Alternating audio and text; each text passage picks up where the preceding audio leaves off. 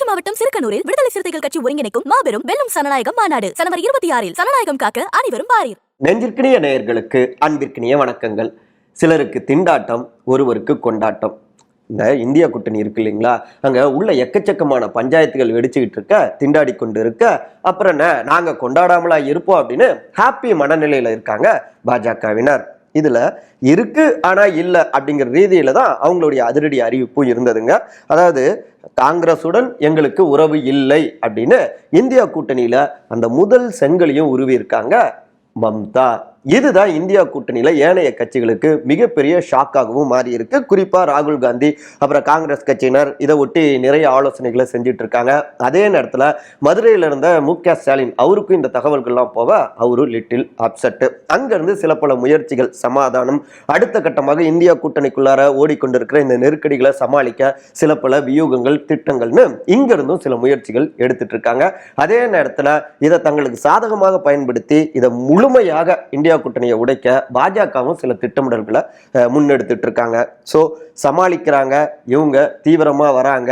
ரெண்டு பேருக்கு இடையிலான அந்த வார் இருக்கு இல்லையா, குறிப்பா தேசிய அரசியல்ல 2024 ஒட்டி என்ன தாக்கம் ஏற்படுத்தும் அப்படிங்கிற இதனுடைய பின்னணி தான் இன்றைய நம்முடைய இளங்கோவன் எக்ஸ்பிளைன்ஸ்ங்க. நான் உங்கள் சகோ சே த இளங்கோவன். நிகழ்ச்சிக்கு போகலாம்.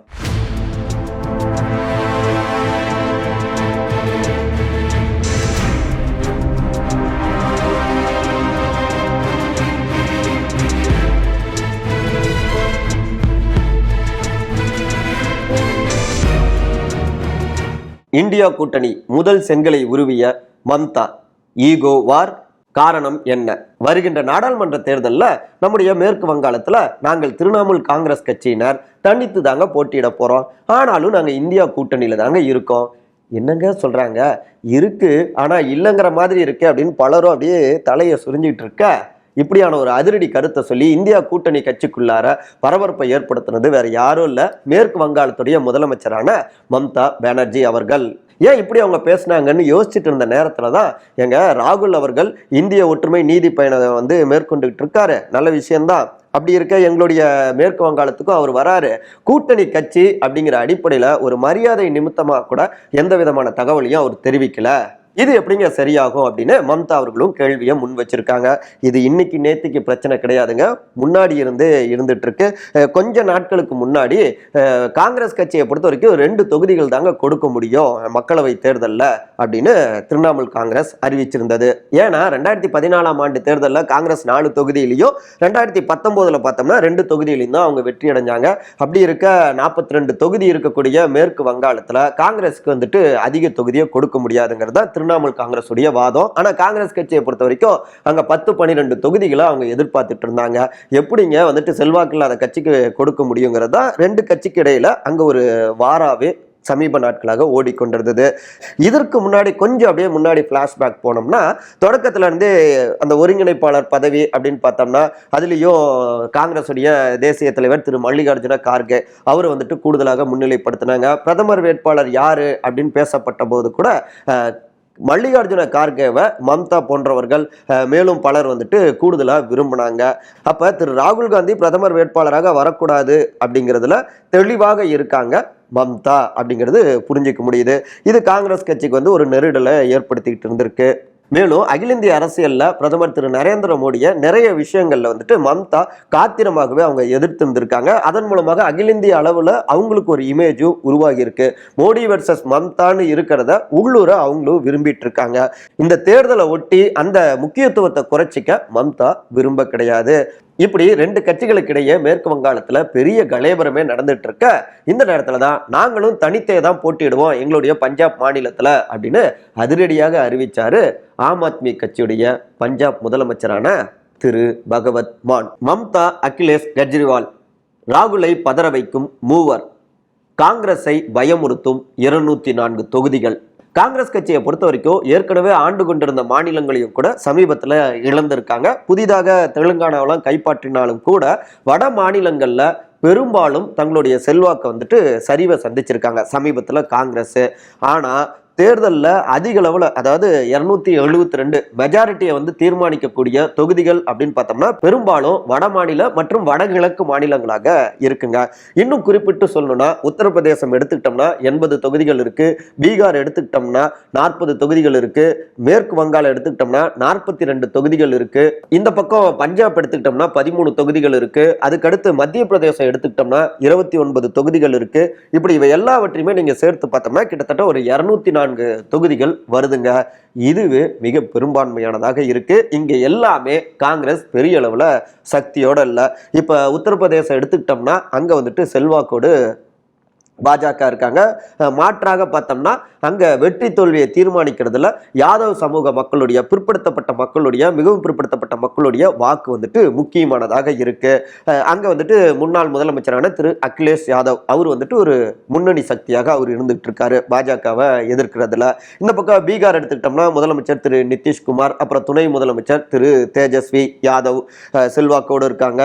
இந்த பக்கம் மேற்கு வங்காளம் எடுத்துக்கிட்டோம்னா மம்தா அவர்கள் முதலமைச்சர். பஞ்சாப் எடுத்துக்கிட்டோம்னா அங்க ஆம் ஆத்மி செல்வாக்கா இருக்காங்க. பக்கத்துல டெல்லி, எல்லா இடங்கள்லயும் ஆம் ஆத்மி செல்வாக்கா இருக்காங்க. ராஜஸ்தான்ல கூட இந்த முறை கணிசமான வாக்குகளை வந்துட்டு ஆம் ஆத்மியை பெற்று இருக்காங்க. சோ தங்களுடைய தனித்த அடையாளத்தை வருகின்ற 2024 காட்டணும் அப்படின்னு இந்த கட்சிகள் நினைக்கிறாங்க. இந்த கட்சிகளுக்கு ஒரு வலுவான ஓட் பேங்காக குறிப்பாக அகிலேஷ் யாதவ், நிதிஷ்குமார், தேஜஸ்வி யாதவ் இவர்கள் அனைவருக்குமே அங்க யாதவ் சமூக வாக்குகள் முக்கியமானதா இருக்கு. இப்படியான எல்லா இடங்களிலுமே காங்கிரஸ் செல்வாக்கா இல்ல. குறிப்பா மாநில கட்சிகளோடு நெருக்கமான உறவை பேணுவது, அவர்களுக்கு முக்கியத்துவம் கொடுக்கறதுலயும் அவ்வப்போது காங்கிரஸ் கோட்டை விட்டிருக்கு. ஒரு உதாரணம் சொல்லணும் அப்படின்னா மத்திய பிரதேசம் சமீபத்திய தேர்தலில் கூட திரு அகிலேஷ் யாதவ் அவங்களுக்கு வந்துட்டு அந்த சீட்டு பங்கீட்டில் வந்துட்டு தொடக்கத்தில் நிறைய பேசப்பட்டது. கடைசியா வந்துட்டு எங்களை நம்ப வச்சு ஏமாத்திட்டாங்க அப்படின்னு அகிலேஷ் யாதவ் அவங்களுடைய பார்ட்டியை ஓப்பனா வந்துட்டு பேசியிருந்தாங்க. காங்கிரஸ் மேல வருத்தம். அவங்க வந்து தனியாக இருந்ததும் கூட காங்கிரஸ் அங்க வந்துட்டு தோல்வியை சந்திக்க ஒரு காரணமா அமைஞ்சது. அப்ப அந்த நேரத்திலேயே 2024 நாடாளுமன்ற தேர்தல் வரப்ப எங்க மாநிலத்தில் நாங்க என்னன்னு காட்டுறோம் பாருங்க அப்படின்லாம் வந்துட்டு அகிலேஷ் யாதவ் பார்ட்டி வந்துட்டு தெரிவிச்சிருந்தாங்க. ஸோ உத்தரப்பிரதேசம், பீகார், மேற்கு வங்காளம் போன்ற மாநிலங்கள்ல மாநில கட்சியுடைய ஆதரவு இல்லாம காங்கிரஸால அங்க வந்துட்டு தங்களுடைய வெற்றியை உறுதிப்படுத்த முடியாது. குறிப்பாக பாஜகவை வீழ்த்தணும் அப்படின்னா இந்த மாநில கட்சிகளுடைய ஆதரவு வேணும். அவர்களோடு இணைந்து சவாரி செய்து மட்டும்தான் தங்களுடைய இலக்கை, பாஜகவை வீழ்த்தணுங்கிற இலக்கை வந்துட்டு அடைய முடியும். அந்த இடத்துல தான் பல குளறுபடிகளும் ஏற்பட்டு கொண்டிருக்கு. சரி, மாநில கட்சிகளுடைய தயவு இல்லாமலே சொந்த செல்வாக்கை வளர்த்திருக்கணும் அப்படின்னா அது கடைசியா இந்த ஓராண்டு வந்துட்டு ஒற்றுமை பயணம் மேற்கொள்வதால மட்டுமே சாத்தியம் ஆகிவிடாது. அது ஒரு ஆதரவை திருப்பம், ஆனா முழுமையான வெற்றிக்கான ஆதரவாக மாறாது. இந்த 10 ஆண்டுகள்ல காங்கிரஸ் என்ன பண்ணியது? ஒவ்வொரு மாநிலத்திலும் கட்சியுடைய அடிப்படை அந்த கட்டமைப்பை வளர்க்க காங்கிரஸ் என்ன செஞ்சாங்க? ஒவ்வொரு மாநிலத்துக்குள்ளாரையும் எக்கச்சக்கமான கோஷ்டி பூசல், சீனியர் ஜூனியர், பெரும்பான்மையான அதிகாரங்களை வந்துட்டு சீனியர் கையில் வச்சிருக்கிறது. இப்படி ஏன் தமிழ்நாடு எடுத்துக்கிட்டா கூட எத்தனை கோஷ்டி பூசல்கள் இருக்கு. ஸோ இப்படியான பிரச்சனைகள் இருக்கிறப்ப காங்கிரஸ் கட்சியை வளர்க்க கோட்டை விட்டு விட்டு இப்போ வந்து மாநில கட்சிகள் செல்வாக்கா இருக்காங்கன்னா அவங்களோட அட்ஜஸ்ட் பண்ணிட்டு போகாம காங்கிரஸ் முரண்டு பிடித்தால் அது காங்கிரஸ் கட்சிக்கு நெகட்டிவா மாறும். அதைத்தான் பாஜகவும் இன்னொரு பக்கம் பயன்படுத்தி கொண்டு இருக்காங்க அப்படிங்கிறாங்க கூர்ந்து கவனித்து கொண்டிருக்கிற அரசியல் விமர்சகர்கள். மதுரைக்கு வந்த மெசேஜ் லிட்டில் அப்செட். ஒற்றுமைக்கு முயற்சிக்கும் மு.க. Stalin secret move. மதுரை கீழக்கரையில அந்த பிரம்மாண்டமான கலைஞர் நூற்றாண்டு ஏறு தழுவுதல் அரங்கத்தை திறந்து வைத்து ஜல்லிக்கட்டு விளையாட்டு போட்டிகளையும் முதலமைச்சர் திரு மு.க. ஸ்டாலின் துவக்கி வச்சிட்டு இருந்தாரு. அந்த நேரத்துல தான் இங்க மேற்கு வங்காளத்தில் வந்துட்டு மம்தா அவர்கள் தனித்து போட்டியிட போறாங்களா அந்த மாநிலத்துல, ஆனா இந்தியா கூட்டணியில தான் இருக்கும் அப்படின்னு தெரிவிச்சிருக்காங்க அப்படின்னு இந்த தகவல் வந்துட்டு சீனியர்களால தெரிவிக்கப்பட கேட்டவுடனே கொஞ்சம் லிட்டில் அப்செட் ஆகியிருக்காரு தமிழ்நாடு சிஎம். ஏன் அப்படின்னா ஒரு சின்ன பிளாஷ்பேக் இருக்கு. அவருடைய முந்தைய பிறந்த நாள் விழாவில் மார்ச் 1ஆம் தேதி இங்க வந்துட்டு தேசிய தலைவர்கள்லாம் கூடியிருந்த நேரத்தில் நம்ம காங்கிரஸ் இல்லாம பாஜக இல்லாம ஒரு 3வது அணியை கட்டி பாஜக வந்துட்டு வீழ்த்துவது அப்படிங்கிறது வந்துட்டு பெரிய சாத்தியம் கிடையாது. ஸோ காங்கிரஸோடு அணி சேர்ந்து ஒரு மெகா கூட்டணியை நம்ம வந்து உருவாக்கணும், ஒற்றுமையாக அனைவரும் பயணிக்கணும் அப்படின்னு அந்த முதல் முயற்சியை எடுத்தது வந்துட்டு மு.க. ஸ்டாலின் அவர் தாங்க. அதுக்கப்புறம் தொடர்ச்சியாகவே பாஜகவுக்கு எதிரான ஒரு வலிமையான அணி இருக்கணும், காங்கிரஸ் கட்சியோடு இணைந்த ஒரு அணியாக இருக்கணும் அப்படிங்கிறத தொடர்ந்து மு.க. ஸ்டாலின் அவர் வந்துட்டு வலியுறுத்திக்கிட்டே இருந்தாரு. அந்த தொடர் முயற்சியின் பலனாக இந்தியா கூட்டணி கட்சி உருவானது. கிட்டத்தட்ட தேசிய அளவில் 28 கட்சிகள் வந்துட்டு இந்தியா கூட்டணியிலையும் சேர்ந்தாங்க. இதுல முதலமைச்சர் திரு மு.க. ஸ்டாலின் அவரை பொறுத்த வரைக்கும் ஒரு உள்ளூர நம்ம தமிழ்நாடு சார்ந்த சில அரசியலும் இருக்கு.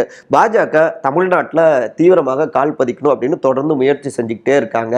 பாஜக மீண்டும் ஆட்சி பொறுப்புக்கு வந்துட்டாங்கன்னா தமிழ்நாட்டில் இன்னும் வேகமாக தங்களுடைய அரசியலை, சித்தாந்தங்களை, தங்களுடைய நெருக்கடிகளை அவங்க தொடரலாம். அது திமுகவுக்கும் சரி, இங்க இருக்கக்கூடிய திராவிட அரசியலுக்கும், தமிழர், தமிழ்நாடு அப்படிங்கிற இந்த அரசியலுக்குமே அது வந்துட்டு ஒரு அரசியல் வெடி வைப்பதாகவும் இருக்கும். ஸோ இதெல்லாம் தடுக்கணும்னா பாஜகவை தோற்கடிக்கணும், தனியா இருந்தா முடியாது. ஸோ வலிமையான இந்தியா கூட்டணி வேணும் அப்படிங்கிறது தான் திமுக மு.க. ஸ்டாலின் அவர்களோடு ஓடிக்கொண்டிருக்கிற அந்த ஒரு அரசியல் கணக்காகவும் இருந்தது.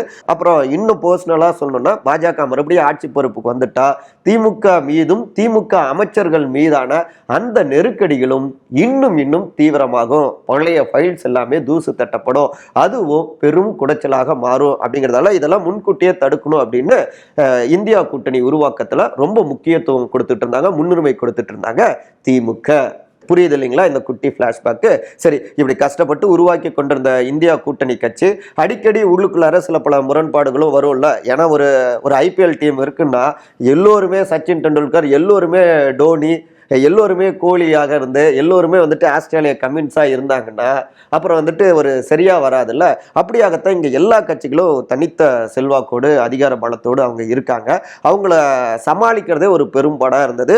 அதில் எல்லா கட்சிகளோடு ஒரு மீடியேட்டர் போல செயல்பட்டு ஒரு இணக்கமான உறவை ஏற்படுத்தக்கூடிய அந்த ரோலை வந்துட்டு மு.க. ஸ்டாலின் அவரும் வகிச்சிட்டு இருந்தாரு. இப்படிப்பட்ட ஒரு சூழலில் தான் திரு அகிலேஷ் யாதவ் காங்கிரஸ்க்கு சில முரண்பாடுகள்லாம் வந்தது. அப்போதான் வந்துட்டு இங்கே முன்னாள் பிரதமரான திரு வி.பி. சிங் அவர்களுடைய உருவச்சிலை சென்னையில் வந்துட்டு திறந்து வச்சாங்க இல்லையா, அந்த விழாவுக்கு அகிலேஷ் யாதவ் அவர் வந்திருந்த நேரத்தில் கூட பாஜக தோற்கடிக்கப்படணும், அதுலேயும் இந்தியாவிலேயே அதிக தொகுதிகள் இருக்கக்கூடியது 80 தொகுதிகள் இருக்கக்கூடியது உங்களுடைய உத்தரப்பிரதேச மாநிலம் தான், அங்கேயே பாஜக நிறைய தொகுதிகளில் தோல்வியை சந்திச்சா மட்டும்தான், அவங்களுடைய இதய பகுதியிலேயே ஒரு அடி கொடுத்தா மட்டும்தான் மற்ற மாநிலங்கள்லையும் அது வந்து ஒரு தெம்பு கொடுத்ததா இருக்கும், பாஜக வீழ்ச்சிக்கு ஒரு காரணமாகவும் அமையும். ஸோ காங்கிரஸ் கட்சியோடு கொஞ்சம் அனுசரித்து போகலாம், அங்கேயும் நாங்கள் பேசுகிறோம், இணக்கமாக 2 பேரும் சேர்ந்து செயல்பட்டால் நிச்சயமாக பாஜகவை அங்கே வீழ்த்தி விட முடியும், கொஞ்சம் புரிஞ்சுக்கோங்க அப்படின்னு அந்த தோழமையை ஏற்படுத்த ரொம்பவே பேசியிருந்தாரு மு.க. ஸ்டாலின். அதே நேரத்தில் அகிலேஷ் யாதவ் அவங்களுடைய தரப்புலையும் எங்க காங்கிரஸ்க்கு வந்துட்டு ஊபியில் வந்துட்டு பெரிய செல்வாக்கே கிடையாது, அமேதியில் ஏற்கனவே ராகுல் அவர்களும் வந்துட்டு தோல்வியை சந்திச்சாரு, அப்படி இருக்க காங்கிரஸ் செல்வாக்காக இருக்கக்கூடிய மாநில கட்சியோடு கொஞ்சம் அட்ஜஸ்ட் பண்ணிட்டு போகணும் அப்படின்னு பதில் கருத்து தெரிவிக்கப்பட்டது.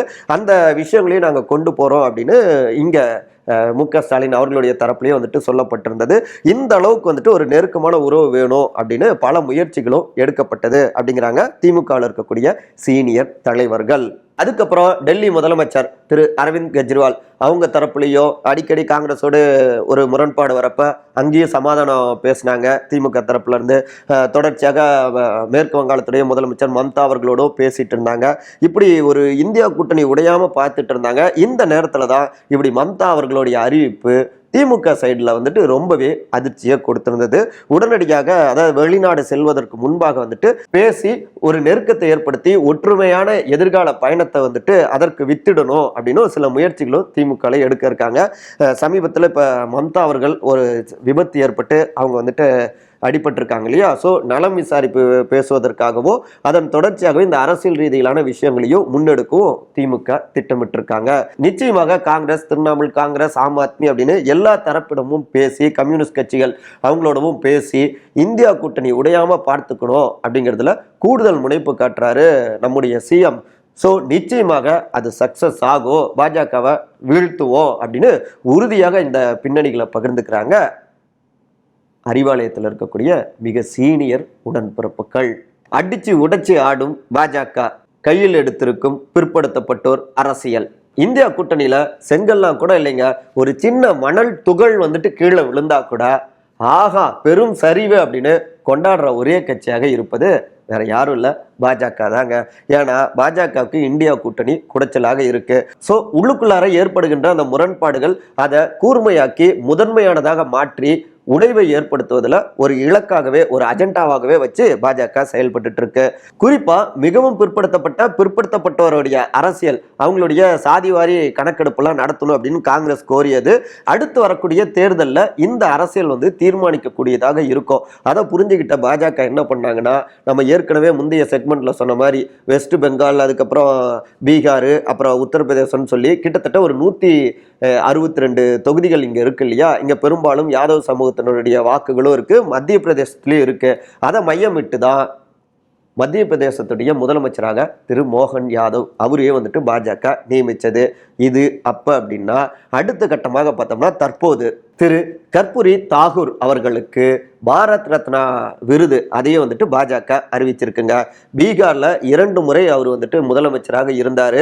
மிகவும் பிற்படுத்தப்பட்டோர் அரசியல்ல அவங்களுடைய மலர்ச்சி, மறுமலர்ச்சி இவை எல்லாவற்றிலும் முதன்மை பாத்திரம் வகிச்சவரா அவர் இருந்தாரு. அவர் மிகவும் பிற்படுத்தப்பட்ட நை சமூகத்தை சார்ந்தவர். அவரு 1978 பிற்படுத்தப்பட்டோர் கல்வி மற்றும் வேலை வாய்ப்புல 26 விழுக்காடு இடஒதுக்கீடை கொண்டு வந்தது.